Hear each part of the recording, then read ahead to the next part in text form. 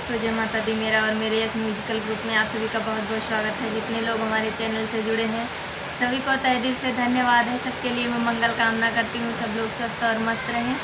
तो एक में बहुत ही प्यारा पति पत्नी का नोक झोंक चुटकुला गीत लाई हूँ। जैसा होगा आप लोग कमेंट में ज़रूर बताइएगा। पत्नी क्या कह रही है अपने पति से। सुगन ले जइहा, सुगन ले जइहा चिट्ठिया परदेश में, पिया मोर विदेश में ना। सुगन ले जइहा चिट्ठिया परदेश में, पिया मोर विदेश में ना। जब से चढ़ल बा सवनवा घर पे पड़ल बा झूलनवा, जब से चढ़ल बा सवनवा घर पे पड़ल बा झूलनवा, हमरे पड़ल बा, हमरे पड़ल बा बिरहा कलेज में, पिया मोर विदेश में ना।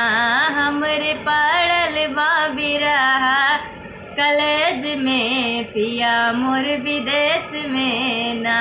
सुगन ले जइहा चिट्ठिया परदेश में, पिया मोर विदेश में ना।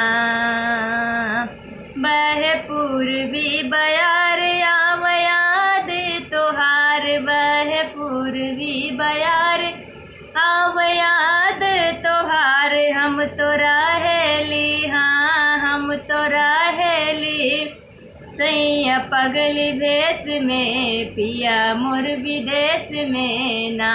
हम तो रहेली सैया पगली के भेष में, पिया मोर विदेश में ना। सुगन ले जइहा चिट्ठिया परदेश में, पिया मोर विदेश में ना।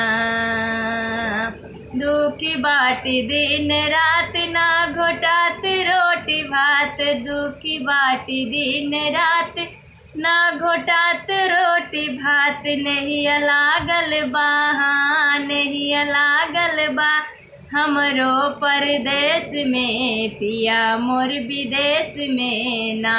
नहीं लागल बा हमरो परदेश में, पिया मोर विदेश में ना। सुगन ले जइहा चिट्ठिया परदेश में, पिया मोर विदेश में ना। सुगन ले जइहा चिट्ठिया परदेश में, पिया मोर विदेश में ना।